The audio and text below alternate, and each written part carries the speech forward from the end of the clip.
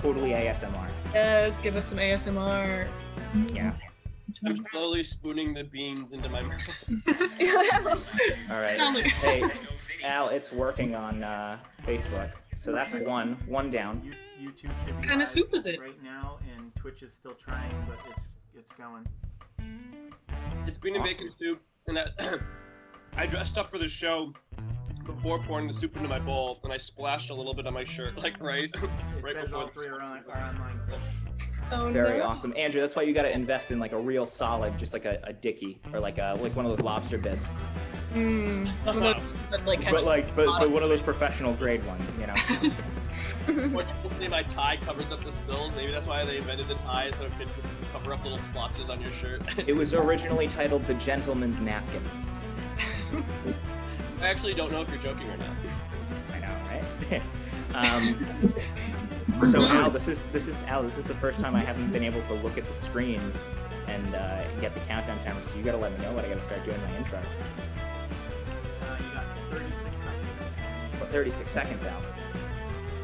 That's not nearly enough time to write an intro. So it looks like the chat is working too. Actually, if anyone can hear and wants to try typing in any of the chats that you may or may not be in, that would be great. We're still working some bugs out. Yeah, we are breaking new ground here on quarantine. This is going to be very, very exciting if this right, works. We have one person on YouTube, one person on Twitch, and 9 on Facebook so far. So it looks like I can see everybody. It is a party. And we got 9 seconds, 8, 7.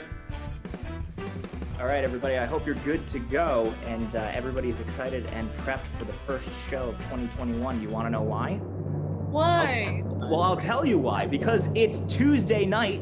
You've started double masking, and you've already given up on your resolution to start wearing pants around the house again. This is quarantine! Yeah!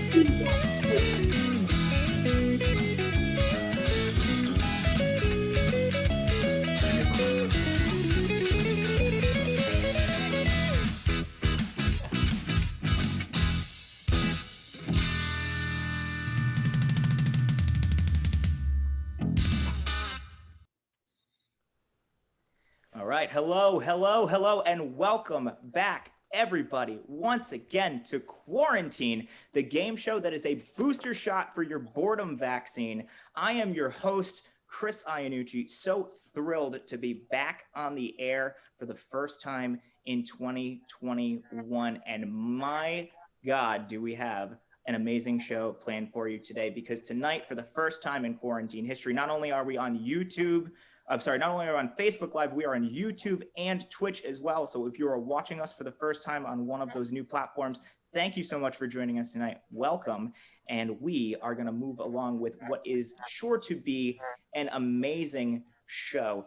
And so joining us tonight, we have two fantastic teams who are joining us from across the country to play for your amusement, and we are going to introduce them right now. First off, joining us from the great city of Chicago, we have SheWolf, and playing tonight on SheWolf, make sure you give everybody a big wave when I say your name so they know who I'm talking about. It's Kiki, it's Zach, and it's Clark, and they're competitors tonight from deep in the heart of Austin, Texas. Joining us from all the way down south, we have Butterfly Defect. And Butterfly Defect tonight is Andrew, Kelsey, and Bridget. We have two amazing teams, amazing improvisers here. And I don't know if you've noticed, but the game board tonight has a little bit of a different look to it compared to our old one. And there is somebody who is very much to thank for that, doing all the hard work, the man behind the scenes, our tech guru, my brother. It is Al Iannucci joining us tonight. Hello, Al, how are you? How's it going, bro? We are doing great. What do you think? Now. You like it? It looks amazing. I mean, honestly, I am shining her up. blown away, astounded, and we have to show off. We really do have to start showing off, especially this week, because we were nominated for a Chicago Readers Best of 2020 award for Best Digital Sketch and Improv, and we have all of you who are watching at home to thank for that. We really do appreciate you for the nod and the nomination. But Al, we've had a couple of weeks to start putting some new stuff together, to start gussying up the old game board and working on some stuff for our fans and for our contestants tonight. What else have you been up to these last couple of weeks? You know, just keeping busy, playing with the dog, staying inside. That's all. Oh, playing with. How's Luna doing? Good. She was just up on the bed. She hopped off now. I think she's camera shy. So. Well, she definitely does not take after her owner. All right. Well, Al, thank you so much for everything that you do. As usual, we'll check in with you later on in the show. So for those of you who have not seen the show tonight, first of all, thank you so much for joining us. We know you're going to have a great time. You may be sitting there thinking to yourselves, hey, Chris, how does this show work? Well, that's a great question, and I'm about to tell you, because in front of me, I have a series of lovingly handcrafted, fresh out of the oven trivia categories that I have prepared for our contestants tonight. The rules are pretty simple. I will tell you what the category is, then I will read those questions out loud. The team who has to answer the question can get whatever the points are if they can answer the question right. If they get the question wrong, or if they run out of time, that means that the opposing team has a chance to steal for half the amount of points. Now, in between that, we do have a couple of surprises and a few extra games provided, but we'll explain those when we get to them. And also, for those of you who are watching at home, be on your toes, because there's going to be a couple of times tonight where we're going to ask you, yes, you, no, you, I'm talking to you. You're going to need to get into that chat, and you're going to need to answer a question for us, give us a suggestion, or vote on which team you think did the best job in that particular game. Starting right now. So here's what I need from you, our audience. I need a suggestion of a color. Don't need to go crazy with it. We're looking for a basic color. All right. And then the second suggestion, this is a two-parter. We need a word or two that you can think of that you think best signifies a good relationship. So a word like communication or fortuitousness, whatever that word might be. Don't think too hard about it. This is a comedy show. We're going to goof on it anyways. But think of those two things, a color and a word that you think best describes a good relationship, and send that to us in the chat. And we'll get back to that in just a little bit. Now, let's get into the meat and potatoes of the show here. Starting with our first... Pardon me, sir. Is this Mr. Christopher Iannucci? Yes. Hi, I'm sorry. That's me. Hello. And this is the game show Quarantine, is that correct? Yes, this is Quarantine, the game show. Okay. I'm sorry, and you are? Excuse me, I'm Clint Miller. I'm a quality analyst from the Game Show Bureau. It's my understanding that you are nominated for Chicago Reader's Best Digital and Sketch Improv Show. Is that my understanding? Oh, yeah, actually, yes, that's very true. We're lucky enough to be nominated. So. Okay, well, I'm going to be completely frank with you, Mr. Iannucci. We've never heard of you. So, as per restriction and regulation, I'm going to have to audit tonight's show. I hope you're okay with that. Of course, we would never not want to comply with, I'm sorry, what department are you from again? I'm from the Game Show Bureau. It's very official. Don't worry about me. I'm just going to be here observing. And if I have any questions, I might pop in and ask you to explain yourself or your game show, as it were. Okay. Pretend I'm not even here. Sounds good. I can do that pretty well. Okay. All right. Well, thank you. Thank you very much.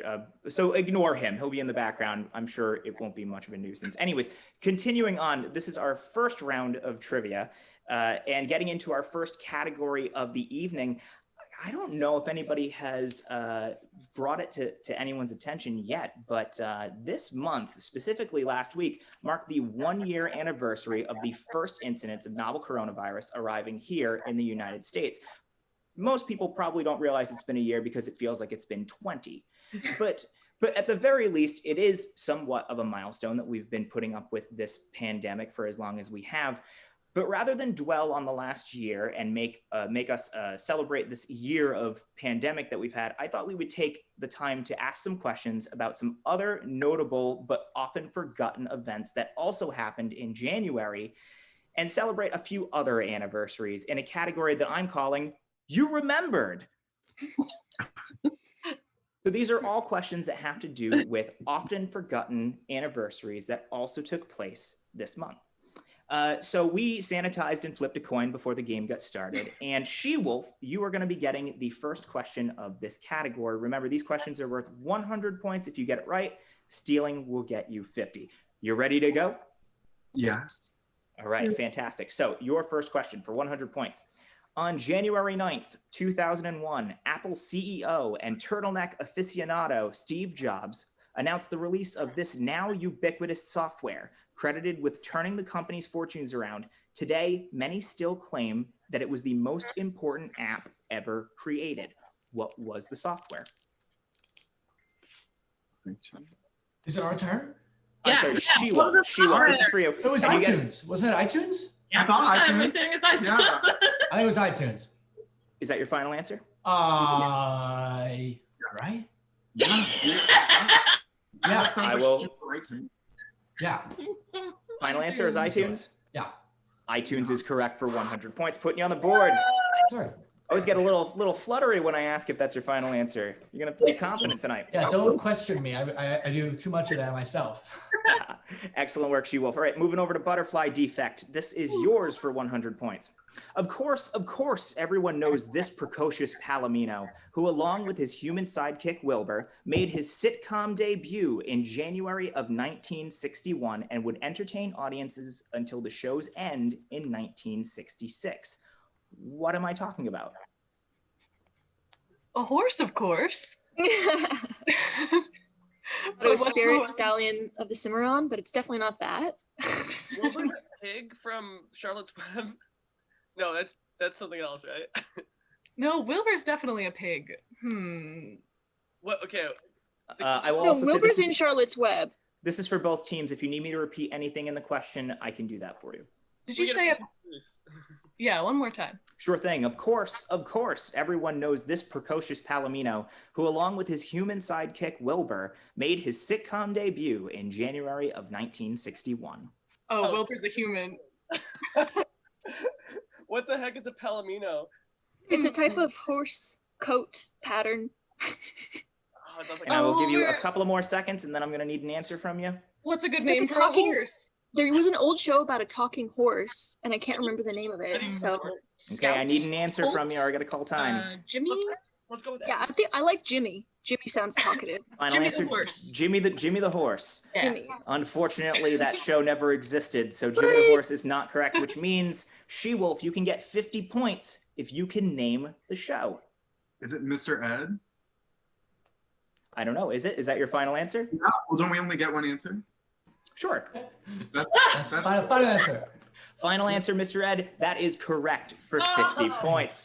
I was so close with Eddie. Ah, Oh, All right. This one stays with SheWolf. This is yours for 100.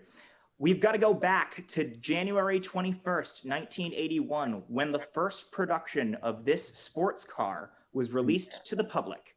Designed by Giorgetto Giugiaro, this car's stainless steel exterior and futuristic style earned it a cult following among collectors, despite the company going bankrupt the following year. What is the car that I'm talking about? I was gonna say moving with other things. The car from Back to the what's the car from Back DeLorean. DeLorean. Final anscer? Yeah.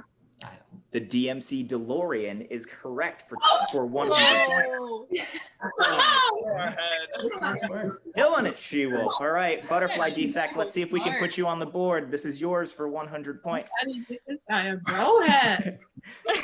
The Johnny Carson Show became a part of What are you television in? advertising history 50 years ago when, on the night of January 1st, 1971, at 11:50 p.m., they ran the last ever televised ad for this product.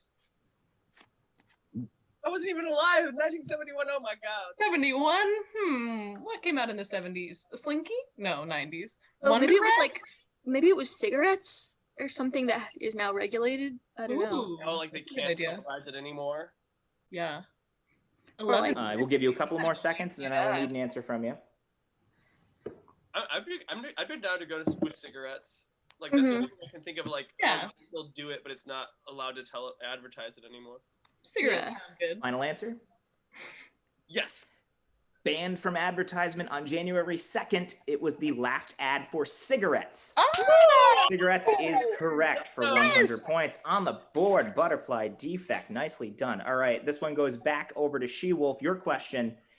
On January 12th, 1896, 3 students from Davidson College in North Carolina broke into a physics lab carrying a severed finger wearing a ring, a pillbox containing 2 bullets and 6 strychnine pills, and an egg.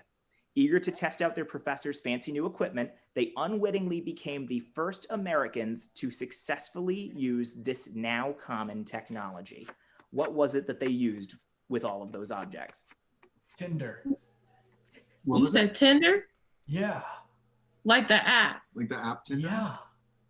Because Okay. you need your finger. No, I have no idea. 1896? I think it's 1896. be like the predecessor to Tinder. Yeah. It may be like one of the first forms of dating. Mm. Like leaving a love letter, but leaving your finger behind. You know how like women used to leave their napkins behind? You know what I mean? Something Yeah. like that. It's like a ring, so like it's very. What can you test out with recognizable. an egg in your finger? I'm gonna go with some sort of vibrator. It's for sure a sex related thing. Oh, you're totally Maybe. right. Yeah. All right, it's I do need an answer from you. So, a big Feels earlier. old vibrator. big old vibrator. All right. Well, it would make for a hilarious story, but no, unfortunately, that is not the correct answer, which means butterfly defect. Do you know what those 3 college students brought all of those items into a lab to try and use? It was a finger, an egg, and what? An egg and a pillbox that contained 2 bullets and 6 strychnine pills. 6 strychnine pills. 6 pills.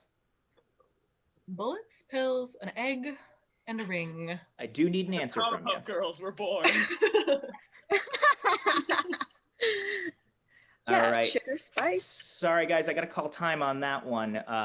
But they all brought those items into the lab because they were messing with their professor's X-ray machine, and they accidentally took the first X-ray photo ever taken in the United States. Chemical X-ray. Fortunately, no points were awarded on that one, but as we like to say here, didn't we all just learn something? And isn't that what's really important? Aw. That's the end of that category. But right now, we're going to give our contestants an opportunity to earn a little extra bonus scratch with a little game that we cooked up called Happy Paniversary.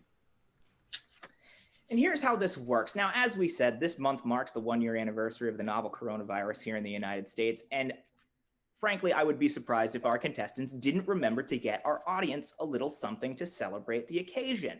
Well, now, if you remember earlier in the show, I asked all of you watching to give us some suggestions for a color and a word that best signifies what they think makes a good relationship. And Al, what did we get for those 2 suggestions? So for a color, they decided on scarlet, and for a compatibility thing, it was fiscal compatibility.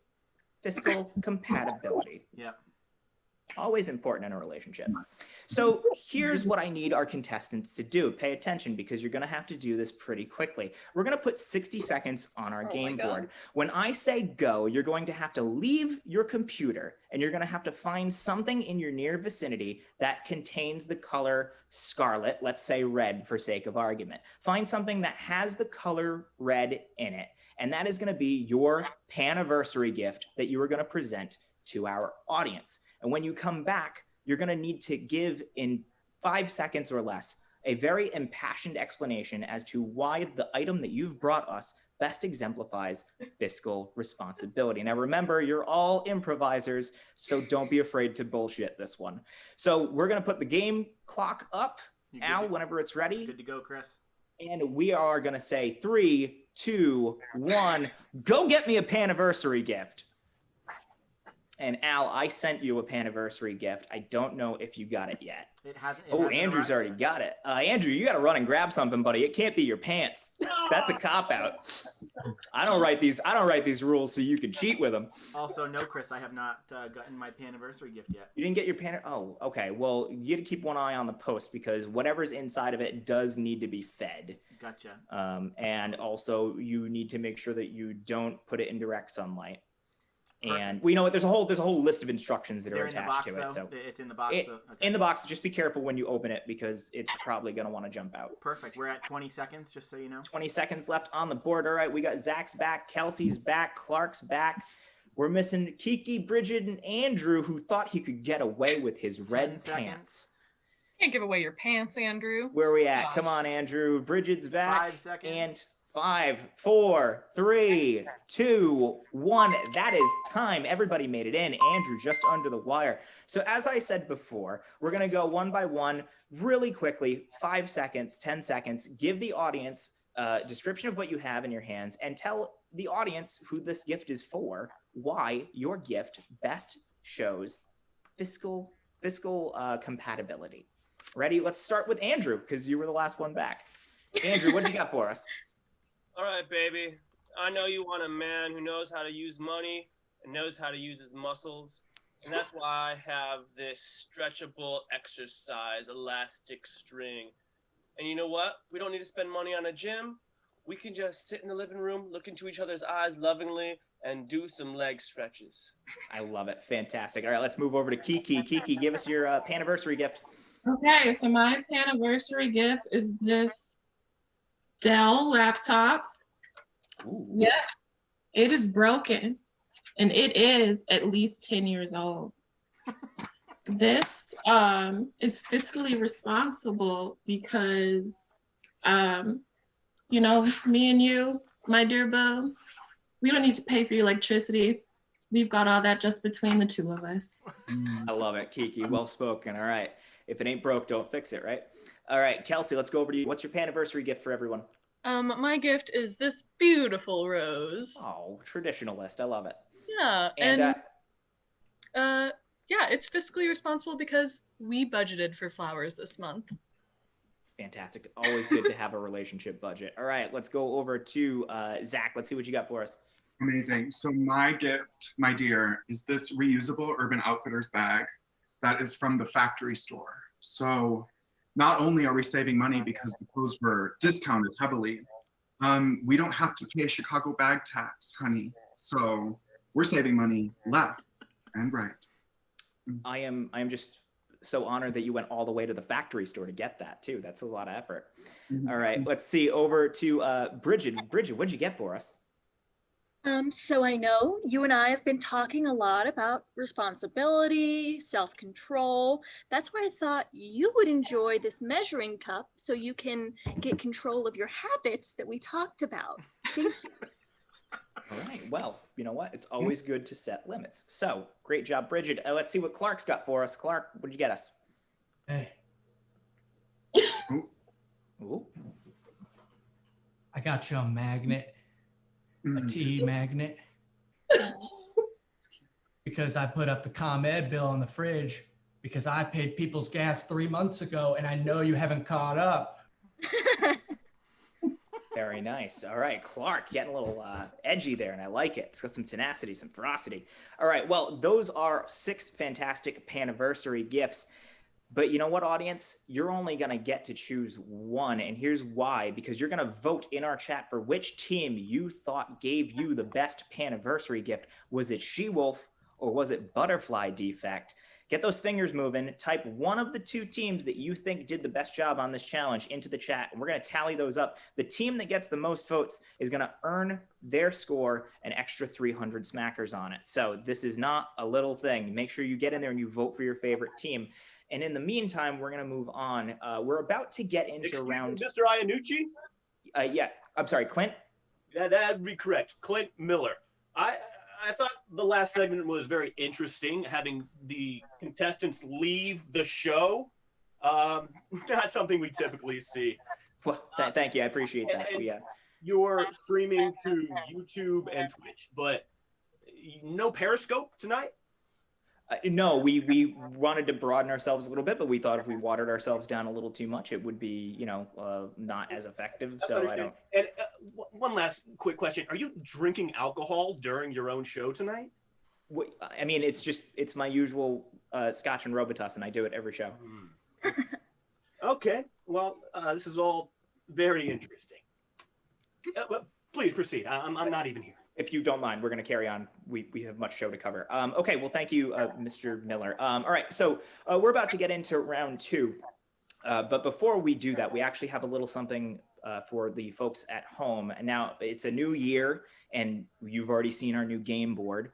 And we are also really pleased to have some new cast members along with our old writers and staff who have been with us since the beginning. And part of the reason why we've been able to do the show so long and to be able to do it with the quality that we have right now is because of their hard work.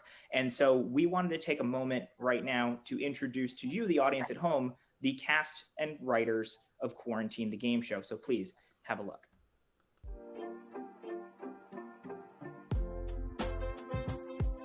Hi, I'm Thomas Graham. I'm a writer for Quarantine, the quiz show.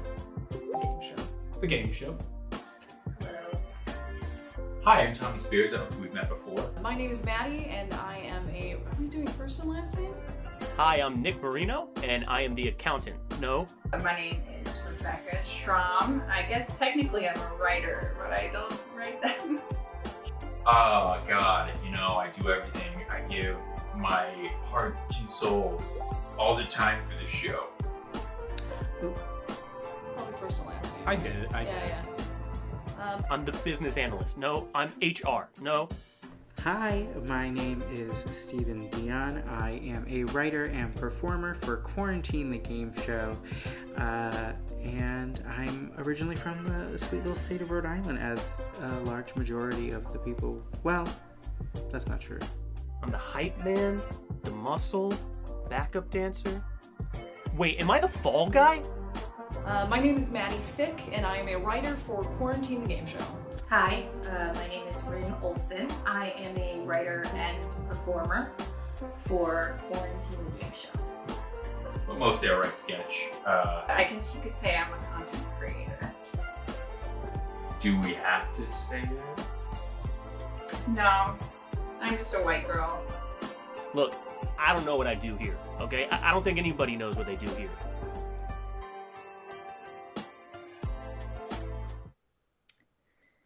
And welcome back. And once again, just a huge thank you to everybody who helps keep the show running. And we are so excited to have more new, great upcoming things for you in the year ahead. So look forward to seeing some really great stuff from those fantastic writers and comedians that you just saw. Well, moving into round two, we're going to total up the scores right now. And Al, did we get a tally on who had the best Paniversary gift from that last game? We did. Unfortunately, Moobot failed to tally the scores correctly, which is the least. I guess if we were going to have something go wrong, that was going to be it. But that's got to be it. But so just a quick look back, and it was SheWolf with the win. SheWolf for the win. Well, that's fantastic. SheWolf, you have just netted yourself an extra 300 points, which by my count, and Al, back me up on this one, means that Butterfly Defect, you have 100 points on the board. Correct.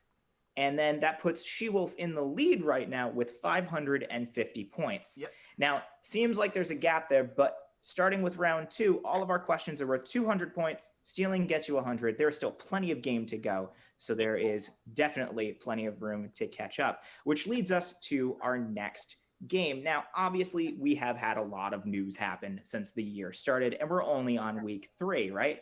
But I think the biggest news that we've had happen this month was the inauguration last month.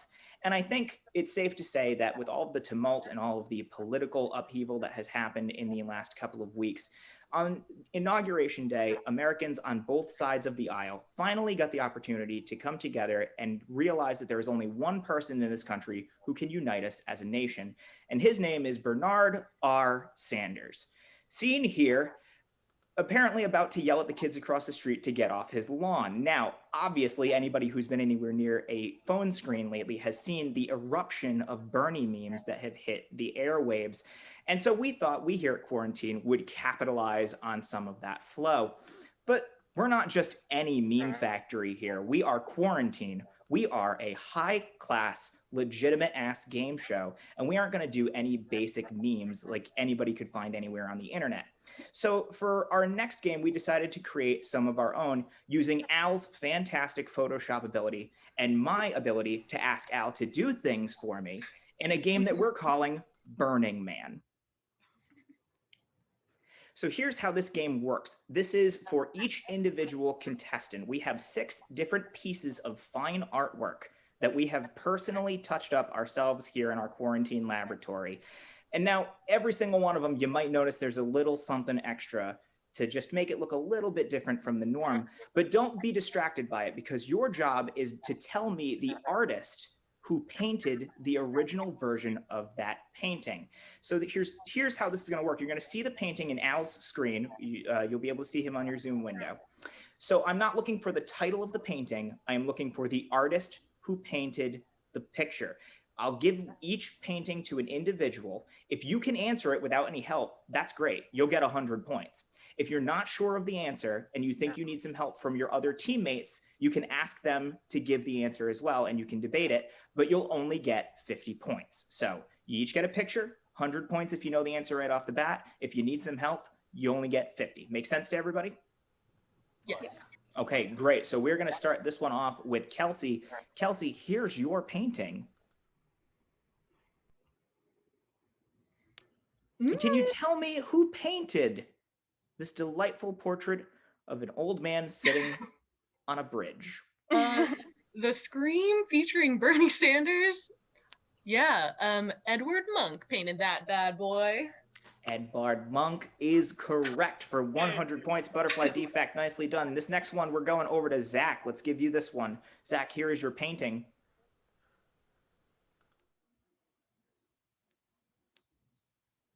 And your painting is a gathering of a bunch of older gentlemen, but one in particular seems to stand out above the rest. Can you tell me who painted the original version of this painting?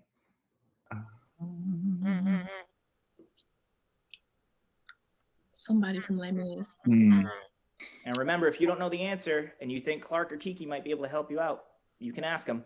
Probably like a Jean something. Jean. Yeah, like something French. Right. I will need an answer from you, from any of you. Basquiat. Basquiat, no. Best guess. Puccini.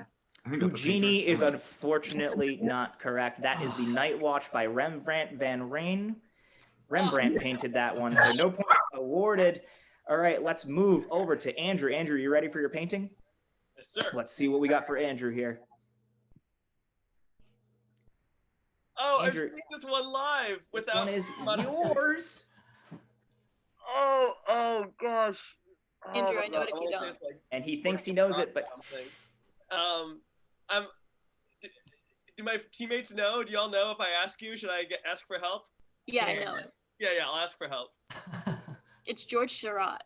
Oh, it was George Seurat. George Seurat. Well, unfortunately, Andrew, you needed the help, so that's only 50 points there. But yes, that is a Sunday afternoon on the Isle de la Grande Jatte by George Seurat, located here in Chicago. I was and also proud of that one, famous by the way. from Ferris Bueller's Day Off. So that's 50 points for Butterfly Defect. Oh, yeah. Not as many points, but it's still points. Nicely done. All right, let's go back over to Zach. Zach, this one is for you. Zach, what is your painting going to be? I'm sorry, Kiki, this one is for you. I'm sorry, you threw me off because you were sharing a screen a second ago. Kiki, this is your painting. Well, I'm gonna be embarrassed because I think it looks like there's brown people in the background. So if I don't know this is bad. God. You guys got something? Nothing? I'm just waiting for Monet. Monet. Well, I don't know if that... Monet is your answer? Do it. Just do it. Monet. I'm going with Monet. Unfortunately, it is not Monet. That is The Night Cafe by Van Gogh. Vincent Van Gogh painted that one. I know, it was just on the tip of your tongue, right? So no points awarded on that one. But we're going to go back over to Bridget. Bridget, this one is for you. Let's see what your painting looks like. There's a lot going on in here, but if you look closely, you can see Bernie dipping his toes. But can you tell me who painted this one, even without Bernie dipping his toes? Bridget? It looks kind of like Dali, like Salvador Dali. But like, maybe it's not. Unless Andrew or Kelsey has a better answer, I'm gonna go with that. All right. Is it? One. Yeah, I'm gonna go with Salvador Dali. Salvador Dali is your answer. Unfortunately, this is not Dali, although it does look a little bit like that surrealist. Much earlier, though. This is this is The Garden of Earthly Delights by Hieronymus Bosch. Hieronymus Bosch, famous triptych and real trippy painter. But all right, no points awarded to Butterfly Defect. Let's see the last one, Clark. This is for you. Clark, tell me if you can figure out who painted this painting. And not the most comforting person you probably want at your bedside, at least dressed like that. But Clark, can you tell me who painted this one? Well, it's gotta be probably a man. Good start. Guys, anybody? I need help. I'm dying out here. Surratt. Somebody named Surratt. Wasn't that already guessed? Was that guessed? Not pointillism, so it's not Surratt. It's not Surratt. They already said Surratt. They went to the same place. Let's I do go need Monet. an answer from you. Monet hasn't been said. We're going Monet. You're going with Monet? Claude Monet. Yeah. Monet. Clark, you were off by just a little bit. It's Edouard Manet. Oh. Different painter. His brother? It is a man, but it's Edouard Manet, and that is the painting Olympia. So, no points on that one. But you guys did get some points out of this one. And looking at the scores right now after that bonus round, I have SheWolf holding strong with 550 points. But Butterfly Defect, you pick up a little bit of a point there with 250. So you're closing the gap. Let's see how well you can do with our next category of round 2. And getting into this category now at the end of last year, but really what's important for this year is the Congress did actually end up passing a coronavirus relief package, which is great news for everybody who is, dealing with coronavirus and the like. But a few things actually got snuck into that package that I think most Americans didn't realize, including a provision, and this is 100% real, that mandated that the CIA and FBI disclose any files that they had on UFOs. Apparently, there were some Congress people who thought it was really important that the government release some previously redacted files regarding unidentified flying objects. The only explanation for that I can come up with is that they're trying to placate that group of Americans who believe that COVID is a hoax and wearing a mask doesn't do anything, but also that the television show Alf was based on a true story. Chris. So rather than worrying about, yes, Alf? Really quick, I just got a message from the head of the internet. Believe it or not, that last photo that came up, that was the 1 millionth Bernie Sanders meme. Whoa, we did it, guys! 1 million Bernie memes! All right. Fantastic. Hey, I'm just glad we could all be here for this. And I guess that means that we don't have to make those anymore, everybody. So come on, internet, let's find something new to do. All right. Well, anyways, as I was saying before, our next category is going to deal with some of the things that we do know about unidentified flying objects and little green men in a category that I'm calling Out of This World. These are all trivia questions that have to do with extraterrestrials. All right, Butterfly Defect, you're going to be starting us off. This is round 2. All questions are worth 200 points. Stealing gets you 100. You ready to go? Oh, yeah. Fantastic. During World War II, Allied aircraft pilots would describe fast-moving, glowing objects following their planes and other seemingly mysterious aerial phenomena.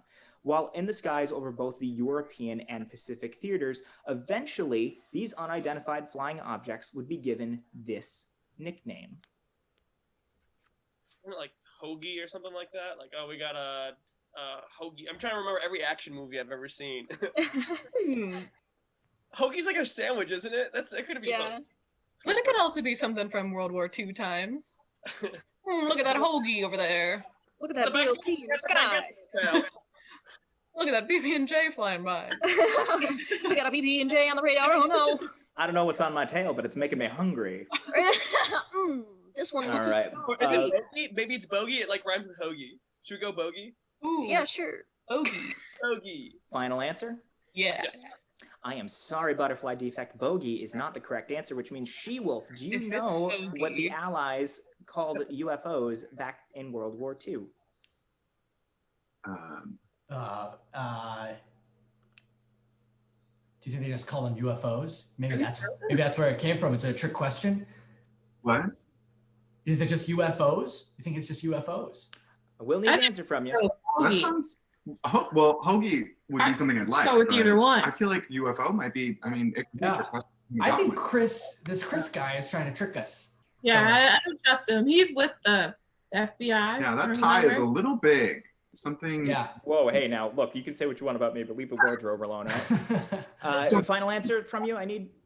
Let's do it. We're gonna go with UFO. Yeah, UFO. Guys, I am not that cruel to put a trick question like that in. They were called Foo Fighters.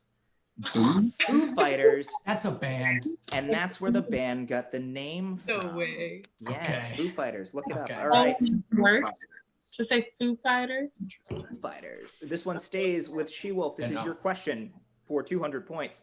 In this 1986 Disney film, 12-year-old David wakes up to discover that he's been missing for 8 years despite not having aged at all. He soon learns that he had been taken by a spaceship to an alien planet, a spaceship that he is now telepathically linked with, and he befriends in an attempt to go back in time to before everything started. What is the name of the movie that I'm describing? Sounds awesome, but I don't know. It's about dinosaurs. No, it's not. Oh. It's not. 86 movie of a kid going back in time. He wakes up 8 years in the future, and then he finds out that he needs to take the spaceship back to before he jumped ahead in time. So he needs to go back to present day. Right. I don't need the plot. Well, is it no, I don't know. I think we can ask if it's live action or not. All right, I will need a best guess from you, or I have to call time. Is it the Witch Mountain movie? Turn to Witch Mountain? Yeah, That's yeah. with siblings, but Oh, dang it. All right, final answer: Escape of Witch Mountain. yeah, Escape from Witch Mountain. Yeah. Why not? Okay, unfortunately, that is not the correct answer, which means Butterfly Defect. Do you know the movie that I'm talking about? Let's say Escape to Witch Mountain. I didn't mean to pull that answer out from under you, but do you know the answer? E.T. is not a Disney movie, is it? Kelsey, don't you run a Disney podcast? It's about the animated ones, not about the live action ones. Well, I mean, the fact that it's live action is. All right, well, I need a best guess, or I got to call time. That's so right. E.T. E.T., final answer? Yeah. It is definitely not E.T. It's called Flight of the Navigator. Great Flight movie. of the Navigator. Great movie. It is a good one, and definitely has a bit of a cult following, but you either know it or you don't. So moving on to the next question. This one stays with Butterfly Defect. Your question for 200 points. In 2017, the To the Stars Academy of Arts and Sciences, a company devoted to investigating UFOs and promoting understanding and acceptance of extraterrestrial academia through entertainment, was co-founded by Tom DeLonge, the former guitarist and lead singer of which famous band? Oh no. DeLonge. And y'all are from Austin, so I'm sure you've got a bunch of music nerd friends in your There's neck gonna of the be woods who are gonna hate several you. Several people very disappointed in me. We're living in Austin. We listen to just too many songs. We can't keep them all. That's no excuse. Just music all the time. Would it be too cyclical if it was the Foo Fighters? I mean, would it be too on the nose? The Foo Fighters could totally be it. Or But it's like definitely not them. Tom DeLonge. I've heard this name. I have not. So it's all on you. We're A putting couple all more seconds, and I am gonna need an answer from you. I guess the Who, but I don't know why. Or The what Who? or where. The Who. Final answer? Yeah. Unfortunately, it is not The Who, which means SheWolf, you can get 100 points if you can name the band that Tom DeLonge was a guitarist from, and also the guy who created the To the Stars Academy. Clark, you look like you would know this. It's got to be some American band, right? Tom Probably. DeLonge. So, and what year was it? Did we say a year? 2017. Oh, 2017. Tom DeLonge. It's got to be like Dave Matthews. Oh, no, well, he's got like a bunch of different band members. It could. Lady Antebellum. Okay, I do need an answer. I got to call time. I can't believe this. Nickelback. How about Nickelback? Nickelback, final answer. Unfortunately, Final answer. Nickelback is not correct, which means I get It to was tell you Dave the Matthews answer, Band, and the wasn't it? answer is Blink 182. Oh. He's the lead singer of Blink 182. We also would have accepted Angels and Airwaves, Okay. but that's the one he's most known for. So unfortunately, no points awarded on that one. All right, staying with SheWolf, this question is yours for 200 points. In 1972, astronomist Dr. J. Allen Hynek published his first book, The UFO Experience. In it, the one-time UFO debunker turned believer outlined his personal classification system of UFO incidents developed over his decades spent as a researcher for the US government. What is the classification scale called? Andrew, we had the same reaction. I was like, those words? I think Andrew just went cross-eyed. Is that a question back to us though, right? It's to them? Thank goodness. What is the name of the UFO classification scale created by Dr. J. Allen Hynek in his book, The UFO Experience? Hynek scale. Is this us answering or the other team? This is you, Andrew. Oh, shoot. I I thought it was SheWolf. Oops. Yeah, the Hynek scale sounds good. Alien scale. Alien scale. The saucer list. Saucer scale. Saucer list. All right, you're gonna have to give me one of those. I like saucer list as good as anything. Yeah, we want to go down list. the saucer list. Let's go with the saucer list. Unfortunately, the saucer list is not the correct answer, which means SheWolf, this is yours for 100 points if you can answer correctly. I think it's extraterrestrial something.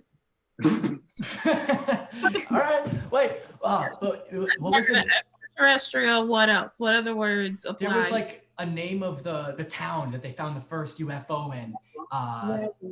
That was really famous. You remember what that was called? Like, I feel like Roswell's the only one I know. Roswell, extraterrestrial. Is it the Roswell scale? Roswell. Well, we can answer from you. That's like the Roswell test.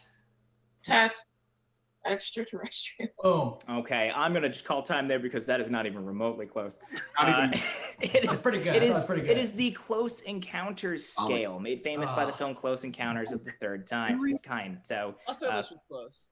Close Encounters of the first, second, third kind.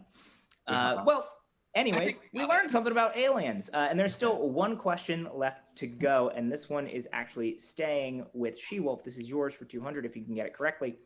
Today, the show Ancient Aliens is loved by both extraterrestrial enthusiasts and stoners alike. But the show's main hypothesis that aliens visited ancient civilizations, also known as the ancient astronaut theory, was first proposed by Swiss author Erich von Däniken in this famous book that he published in 1968. What is the book that they always reference on Ancient Aliens? Who watches Ancient Aliens? I did. I think it's something like a book on aliens. Oh, you're raising your hand. A book on aliens that is referenced that has to do something about Egypt because they always say aliens. A pyramid. Egypt. The Great Alien Pyramid Scheme. That's it. You get one friend with a flying saucer who has three friends, and then they get flying saucers. Right, yeah. right. And then everyone gets a spaceship. Any best guesses? I don't know, man. You can be both. I think the Great Alien Pyramid Scheme is honestly Go for iconic. I honestly think that's the closest we're gonna get. So it's the most iconic thing to think of. So yeah. All right. Well, unfortunately, the Great Alien Pyramid Scheme, although it should be written, is not an actual book yet. Which means we're going to move over to Butterfly Defect. Do you have a best guess as to what the name of Erich von Däniken's book is? I'm about to learn. I have nothing up here. I'm sorry. Just a pretty face. Hitchhiker's Guide to the Galaxy? That's the only book I can think of. Boom. Final answer. Oh. Yeah. Unfortunately, it is not The Hitchhiker's Guide to the Galaxy, although that is a great book. It is called Chariots of the Gods. Chariots of the Gods, name of the book. Y'all need to get a little stoned and watch some Ancient Aliens every once in a while. Seriously. It is a hoot. It is a hoot. All right, well, that ends that round, and although nobody got any points from any of those questions, and I'm going to go back and revisit my personal writing process after that. Pretty impressive. We didn't move the needle at all, but there is an opportunity for one of these teams to score some points right now in a game that we're about to play called Take Me to Your Leader. And this one is simple, and I guarantee you somebody will get some points out of this one. And here's how it works. Let's just assume, for sake of argument, that the mothership has landed, and they are looking for 3 representatives from Earth that they're going to hijack and take back to their home base. But the thing is, nobody ever really wants to get abducted. It just seems to sort of happen. Well, right now, we're going to give both of our teams an opportunity to talk their way out of an alien abduction by following these simple rules. When you are prompted, you are going to give your best excuse for why you are definitely not the person that could be considered the leader of this group of 6, and why you absolutely should not be brought aboard that spaceship. Or, if you'd prefer, you can compliment somebody on the other team and explain why that person is a much better candidate than you or anybody else on your side. The choice is yours. But either way, when I call your name, you are going to have to, off the cuff, come up with your best excuse or compliment. And once everybody has had their chance to give theirs, our audience is going to vote on who did it the best and will win their team 300 points. Everybody ready to go?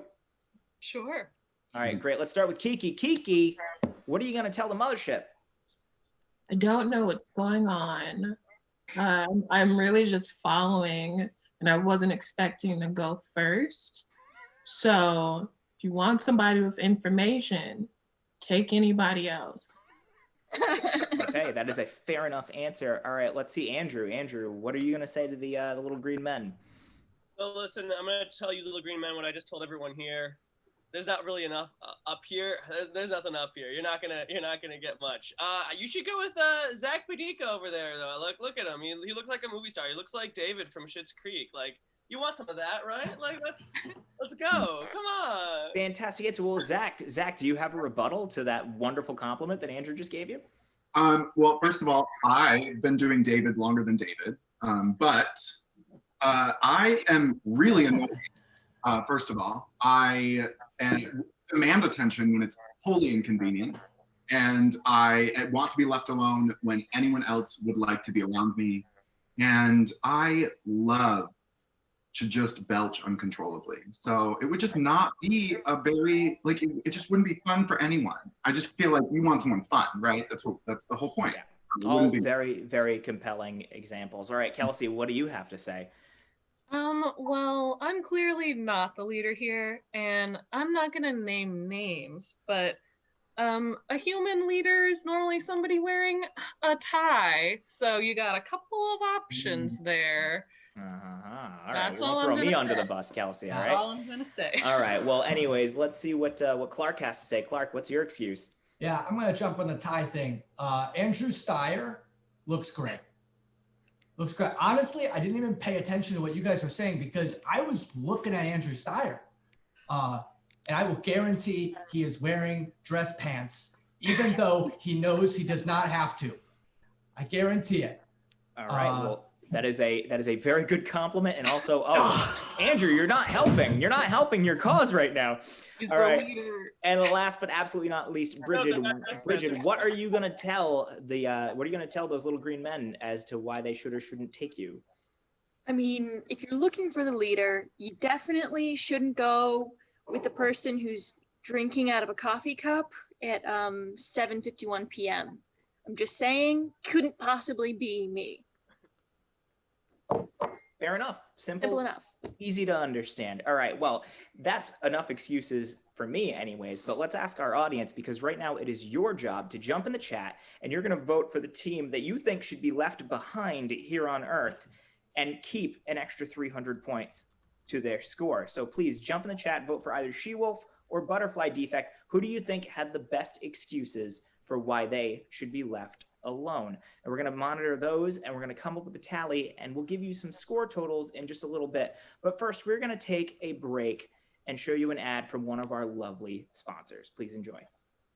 On short flank, on bratwurst, on rump and round, on sausage, on tenderloin, why don't you buy our meats by the pound? Hi there, folks. I'm Desperate Eddie. You might remember me from my last business venture, Desperate Eddie's Magic Flying Reindeer and Sleigh Emporium. Well, that business didn't go too well. I was right across from Santa's workshop and he didn't want any, which is why I'm excited to announce to you Desperate Eddie's Steakhouse. At Desperate Eddie's, we serve only the finest of meats, humanely raised right here in Desperate Eddie's back garage. As you can see, our meats are literally flying off the plate. There. Every dollar spent at Desperate Eddie's will go to support some local failing business in the area, namely mine. But please hurry, because the polar bears are eating our supply. I believe if I can sell enough meat, then Cheryl will take me back.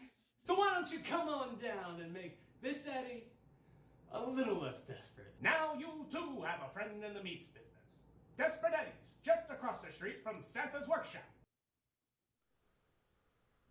And we are back. And as always, a big thank you to our sponsors who help keep the show up and running. Al, any chance that we got an answer on who had the best extraterrestrial explanations? We did, and the points are actually going to go to SheWolf. SheWolf, congratulations. You're getting an extra 300 points on that round, which means looking at my scoreboard, and Al, please back me up on this one, I have Butterfly Defect with 250 points. Correct. And I have SheWolf in the lead with 850 smackers. Is that correct as well? That is also correct. All right, well, it still looks like there is a bit of a gap here, but again, there is still some game to go, and we're about to enter round 3, where the questions are worth 300 points. Stealing gets you 100. Please, Mr. Iannucci. Again, I'm here from the Game Show Bureau, and we do things by Clint, I remember who you are. You've been here the entire time. It's routine for us to ask a few questions to the players based on player engagement, and it's kind of confidential. So, Mr. Iannucci, I'm gonna have to ask you to step out for just a moment. I'm hosting the show. I have player engagement form 7Q. So I'm going to need to fill this out and ask your players a few questions. If you don't want to be classified as a game show, feel free to okay, no, that's fine. That's fine. I don't want to. Okay, in that case, I will. I'll just step aside for a second. And sorry, everybody. I'll be back whenever I can be back. Thank you. Miss you. Well, pardon the interruption, everybody. Thank you for allowing me to ask you a few questions. I'm just trying to figure out how engaging Mr. Iannucci is making Quarantine the Game Show for his contestants. So I'm going to ask each of you one question, an individual question, and do your best to answer. They're going to be worth 100 points, but don't worry about that. Just answer to the best of your ability. Again, no teamwork, no stealing answers. Just see if we can get the correct answer out of this. The first question is going to go to Clark from SheWolf. Mr. Iannucci tonight is dressed very well, isn't he? Yes. What color is the tie that Mr. Iannucci is wearing tonight? It's like a turquoise. You would say it's a turquoise tie. It's like a turquoise, yeah. Like a thick turquoise. Yeah, that is wildly inaccurate. He's wearing a bright pink tie tonight. Oh. Bright pink. We mentioned it about 8 times during the show, but that's okay. Oh. But that's okay. This is all just bureau. It's, not your fault. I would blame Mr. Iannucci for that one. Now, this next one goes to Butterfly Defect. Let's ask Andrew, what answer scored the first points in tonight's show? Think back to the beginning of the show. If it was Mr. so Iannucci made you engaged at all, the first answer to score points in tonight's show was... Not us. It was a question they answered, Mhm. and it was about. It was the first, so it was probably easier. Oh my gosh. What was the category even? Oh, you can't even recall the category. Oh no, it was anniversaries. It was the anniversary of the. It was iTunes. It was iTunes. It was iTunes. That is correct. Nice. Okay, this next question is going to go to Zach from SheWolf. I'm here because the show was nominated for an award that the Game Show Bureau has to verify. What award was Quarantine the Game Show nominated for? I believe it was Best Online Sketch. Best Online Comedy Related Content something comedic and online. Mhm. Okay, give me a concise answer. Huh? Could you repeat your answer succinctly? Yeah. Okay. So it was nominated for Best Online Comedy Content. Best online comedy content. So close, but I don't think I can give it to you for the best digital sketch and improv show. Sketch and improv. I covered all that. Very close, very close. This next one is going to go to Bridget from Butterfly Defect. As was my disdain toward Chris for consuming libation for tonight's show, what was the drink that Mr. Iannucci was drinking tonight? It was something with Robitussin. It was something with Robitussin. Which is always, my go-to. Why I remembered it. I want to say whiskey and Robitussin, because that sounds the harshest.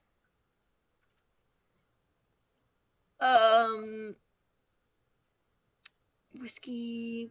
Yeah, let's go with a whiskey and Robitussin. I'm gonna give it to you. It was Scotch and Robitussin, but Scotch is technically a type of whiskey. So, as we all know. Now, this next one goes to Kiki from SheWolf. Good job, Bridget. Yes. Chris is situated in his own home with a variety of objects in his backdrop.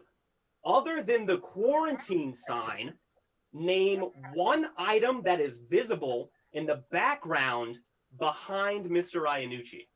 There are lights that look like they're like from a tree, like a branch. White light. That is correct. I will give it to you. He has a tree with a lot of lights on it behind him. Well done. Yes. Now, this last one will go to Kelsey from Butterfly Defect. Mm-hmm. As our tech guy, Al, was going over what he's been doing this break, he mentioned that he's been playing with his lovable dog. Mm-hmm. What is Al's dog's name? Well, it's gotta be Luna. It is Luna. Thank you very, very much. Those are all the questions I had for you tonight. I'm sorry, Clint. For the Bureau. Am I all set to come back? Is this done? You're fine to come back. I have finished my questions. And again, players, this was completely confidential, so I won't mention any of the things you said to me tonight. Clint, very much. Clint, we're on the air, right? Like we're live on the internet on multiple platforms. I mean, I can hear you. I've got an earpiece in. But not Periscope. Okay, well, or Instagram Live, or if we're done here, Clint, do you mind if I move on? Take it away. Okay, thank you very much. It was good. It gave me enough time to get another Scotch and Robitussin. So thank you, Clint Miller, and I hope everybody did okay with that because we could definitely use some good press here. But looking at the score after that round, and Al, back me up, we have Butterfly Defect with 550 points. You got it. You guys actually made up some ground here, and SheWolf still in the lead with 950 points. Yes, sir. But we've got one round to go. Each question is worth 300. Stealing gets you 150, and it really is still a very close game. So let's get into it. We're going to start with SheWolf. Now, for this last category of the evening, I know for our friends down in Austin, Texas, who are joining us tonight, you might not realize it, but we are in the throes of winter right now. And with January and the beginning of February ahead of us, for those of us who are in colder climes, we're going to have to get used to the idea of not even having that little bit of respite that going outside and walking around provides us. So before we start getting into the winter doldrums and being upset that we can't enjoy some sunshine and fresh air for the next couple of weeks, I thought I would take this last category to remind ourselves that it could always be worse with some questions that involved people who had to subject themselves to incredibly cold extremes in a category that I'm calling brain freeze. So these questions are all worth 300. We're going to start with SheWolf. These are all questions that have to do with people who put themselves in harm's way in very cold environments. Your question. Controversy ensued in September 1909 when newspapers began running stories about explorers Robert Peary and Frederick Cook, former friends who had a history as shipmates but were now in direct competition as each had claimed to be the first to discover this frozen landmark.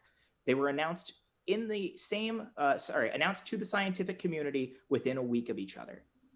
Two former friends competing to claim to be the first to discover this frozen landmark. Antarctica. Antarctica or the North Pole, because wasn't right? North Pole.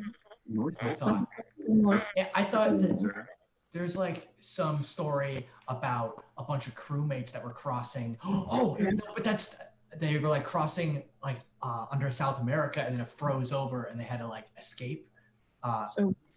So that has nothing to do with this, but I think it's gonna be. But it was a fun tangent, though. I thought I would get there, but it never did. So either the North Pole or Antarctica. So Kiara, you pick. We'll use both options. We'll go right in the middle and the equator. All right. Okay, I do need an answer from you, though. Kiara, come on. North Pole. North Pole is your final answer? Sure. North Pole is correct for 300 points. Kiara. Yes. You ever watched that Ed about this? Nice. All right, back over to Butterfly Defect. This is your question. On the first Sunday in March, citizens of Nome, Alaska will light a red widow's lamp attached to an archway called the Burled Arch, which will remain lit until the last participant crosses under it, signaling the end of this annual event. Ooh, it's from the movie Balto. They race the dogs. What's it called?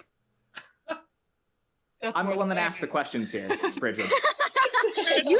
I'm gonna need an answer. I'm gonna need an answer. I mean, I have it in front of me, but it would be, unsporting. Any best guesses? Dog sledding race where Balto did. That's it? No, this usually, it's like this the dog race. I will give you a couple of more seconds, and then I do need an answer from you. Okay. I don't know. Have y'all not seen Balto?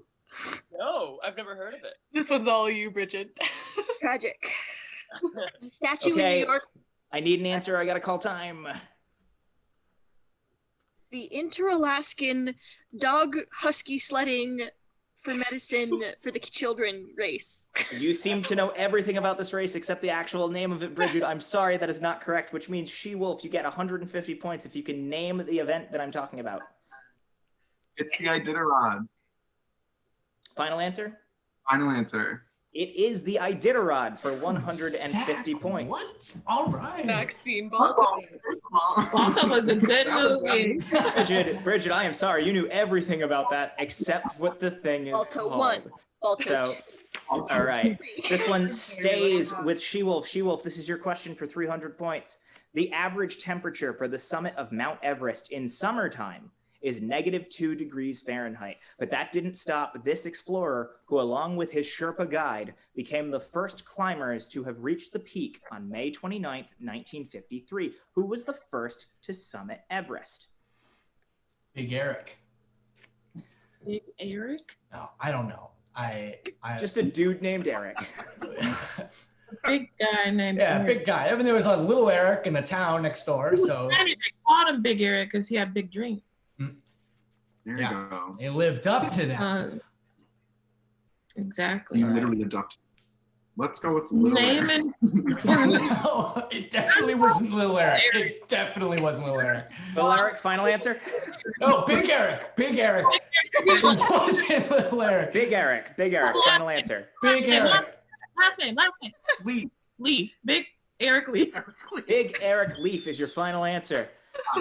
God, I wish that was the right answer, SheWolf, but unfortunately that is not correct, which means Butterfly Defect. It is your chance to steal for 150 points. Who is the first person other than his Sherpa to climb Mount Everest? Little Eric. Little Eric. Little Eric. Little teeny tiny Eric. Little baby Eric. Final answer? Yeah. Little teeny tiny baby Eric Leaf is also not correct. He was a explorer from New Zealand. His name was Sir Edmund Hillary. Edmund Hillary, first person to climb Everest. It's cool. Let's go with little baby Eric. That's more fun. Yeah. All right. This question stays with Butterfly Defect. This American inventor and naturalist is considered to be the founder of the modern frozen food industry, after developing a method for flash freezing fish based on his observations while stationed in the negative 40-degree temperatures of Labrador, Newfoundland. Eventually, his technique would be adapted to freeze vegetables. Who is the person that I'm talking about? How do people know this stuff? Most people don't. That's why it's a quiz show. See what I did there? Looking for the name of the man who helped pioneer the frozen foods industry. Started with fish, ended with vegetables. Who do we got? Mr. Freeze, Frozone. Oh man, Wendy's? No, they don't freeze their stuff. They never freeze. That's. I got Frosties. Ooh, Frosty, Mr. Frosty. It was the Dairy Queen herself. Mrs. Dairy Queen. Dairy Queen? All right, a couple seconds, and I am going to need an answer from you. I got nothing. Peter. His name was Peter. Peter Freeze. Peter Freeze is unfortunately not the correct answer, which means we're going to move over to SheWolf. SheWolf, do you happen to know the name of the inventor? It was named after somebody who does frozen food right now. So Jolly Green Giant, Tyson. Bird's Eye. Bird's Eye. Wait, is it? Bird's Eye. What's the Bird's Eye frozen food. I don't think his name was Bird's Eye. Yeah. Okay. All right, well, I'm going to need one of those from you. What's the one guy that has the fish sticks? It's not him. The John guy. It's Long John Silver. All right, SheWolf. Oh, if I need an answer from you, you're throwing a bunch of stuff at me. You got to pick one. Go, Zach. Bird's Eye. Hellman. I don't know. I think Yes. that's whatever. Final answer. What was your final answer? Hellman. I don't know. Hellman? Yeah. Hellman?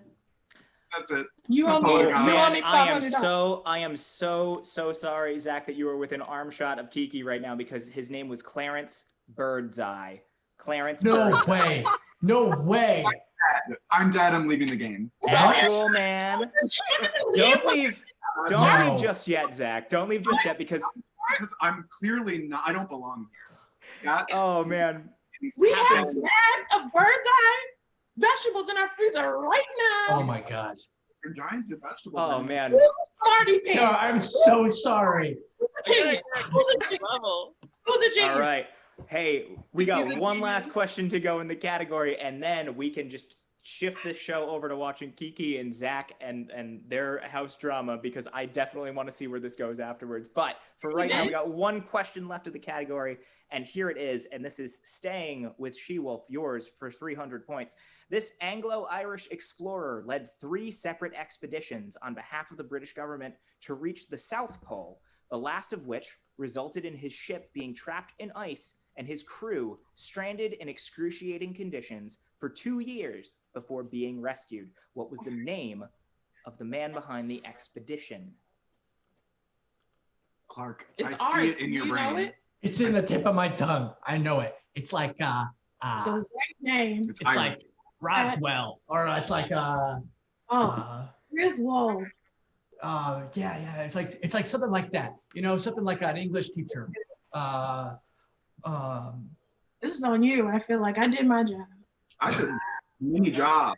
So I don't know why Roswell speaks out for some reason. I don't know why. You're wrong. Going with Roswell? Mr. Roswell. Fisco Roswell, which is a fantastic name, but unfortunately it is not the name that I'm looking for, which means Butterfly Defect for 150 points. Last question in regular play. Do you happen to know the name of the explorer who got trapped in the Antarctic for 2 years? So he was Irish. He was English and Irish. He was an Anglo-Irish explorer. Sailed for the British Navy. I feel like it was like McDonald or something. It was like the McDonald expedition. They do freeze their patties, unlike Wendy's. So it's kind of like McDonald's. The only traveler I know is like Christopher Columbus, and like that's. So unless he took his Nina and Pinta and got himself in the Arctic. Yeah, I don't think so. I think okay, McDonald's. I do need an answer from you. McDonald's is going to be your final go?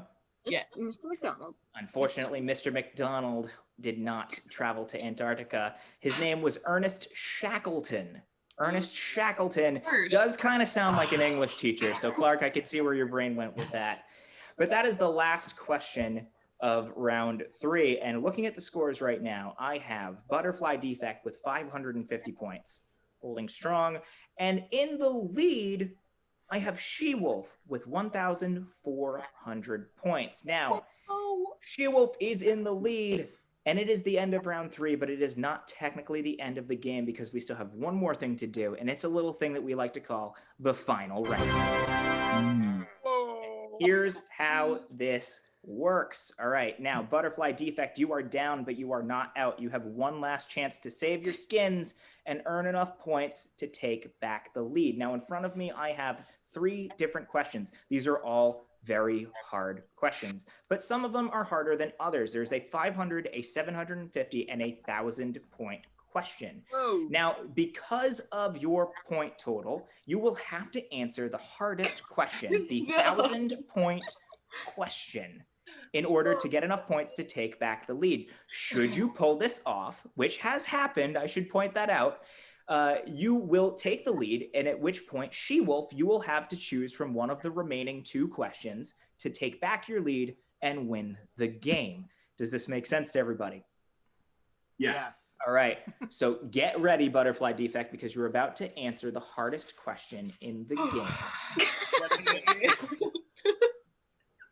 Here you are for 1,000 points, potentially the lead, potentially the win.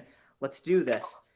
Accompanying Sir Edmund Hillary on his ascent to the top of Mount Everest, as we discussed before, was a Nepali Indian Sherpa mountaineer whose assistance and knowledge of the landscape was essential to the expedition's success and would go on to be named one of Time Magazine's 100 most influential people of the 20th century. The reason why I didn't mention his name in that question before is because right now I need you to tell me what was the name of the Sherpa who was the first person to climb Mount Everest.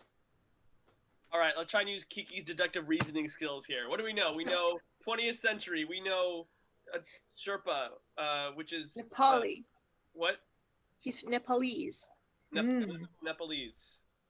And he was featured on Times. And he climbed with Eddie Hillary. Ed Mountainy. Eddie Hills, they called him. Eddie Hills. So Eddie Hills. Big Eddie Hills. He climbed Everest. Big Eddie Hills. Okay, so he saw the biggest hill and he went for it. For the Sherpa. Eddie Hills. He turns to a man. And says, "Where do I go?" The man answers, "What's that man's name?" First of all, the man turns to him and he says, "Up." Now, what was that man's name?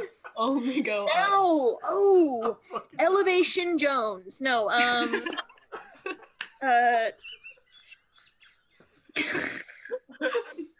Okay. Part of me really wants to accept Elevation Jones as a winning answer, but unfortunately, I do need a real answer from you. Coincidentally, that was Chris's high school nickname. Elevation Jones. Okay. Any best guesses you can give me, or anything you want to throw at me? Because you got a couple more seconds left, and then I got to call time on you. I don't know. Elevation Jones might be the best we can do. That's as close as we're gonna get. Scientist's name. Sherpa, Everest, climbers. Nothing's coming up. All right. Elevation Jones is your final answer? Yeah. I love your final answer, for the record. But unfortunately, it is not the correct answer. Now, there's a reason why this is the hardest question in the game. The gentleman's name was Tenzing Norgay. Sir Edmund Hillary climbed Mount Everest with his Sherpa associate, Tenzing Norgay, 1999 was named one of the 100 most influential people of the 20th century. We don't expect you to know that, but sometimes people do, and that's why I write these questions. But anyways, unfortunately, Butterfly Defect, you didn't get the question right, which means you didn't get the points, which means that our big winner for tonight, our first episode back for 2021, is SheWolf. So thank you so much, and congratulations to SheWolf. And SheWolf, we're going to get to you in just a second. But before we do, Butterfly Defect, thank you so much for coming on tonight. We really do appreciate you having here. And before we say goodnight to you, could you please just tell our folks at home, people who have never seen you before, who aren't familiar with you, where they can find you, where they can follow you, anything you might have coming up in the near future that you want them to check out? Yes, we are Butterfly Defect. We do choose your own adventure style improv shows. If you live in Austin, where sometimes perform at Hideout Theater, but also we're doing virtual shows with them sometimes. So you can look at Hideout Theater, look at their page, but also you can look at our page. We're at Butterfly Defect Improv. That's on both Instagram and Facebook. And we like to pull stuff out of our hats sometimes. So come check out the page and see what's going on. And clearly you pulled some stuff out of your hat tonight, and we are so grateful for it. And thank you again so much for coming on tonight, which brings us to our big winner for the evening, SheWolf. SheWolf, congratulations on your big win. And so we like to give a little something to our winners here on the show. We don't like you to leave empty-handed. And I usually have something prepared for this, but I'm thinking maybe I haven't seen Mr. Miller in a moment. I've been here the entire time and will continue to be here long after you leave. That's ominous. We do enjoy giving out prizes for the Game Show Bureau, and Mr. Iannucci has told me about a fantastic one that y'all have won tonight. Al, can we put that up on the screen? It is up. Y'all are going to win a beautiful butt office supply holder for all your office supply needs. It'll hold your tape. It'll hold your paper clips in the toilet bowl. It'll hold your pens in its mouth. Endless supplies. You're a very, very classy establishment over there at the Game Show Bureau, Mr. Miller. But that is for you. Well, we will. As a sign off, I'd like to give you your results from the.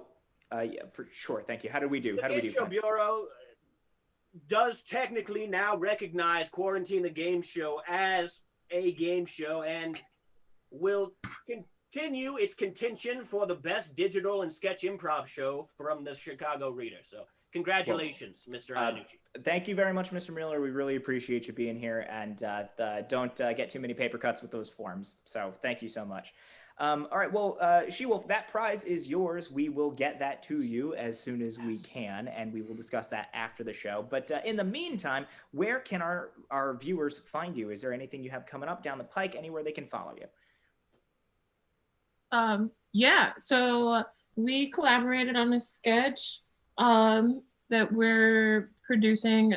Zach and I wrote, and Clark's team filmed and is editing soon to come. So please follow either Zach Pedica or Key Artist or Clark's Instagram, which is called what is it? It's like _Clark_bar.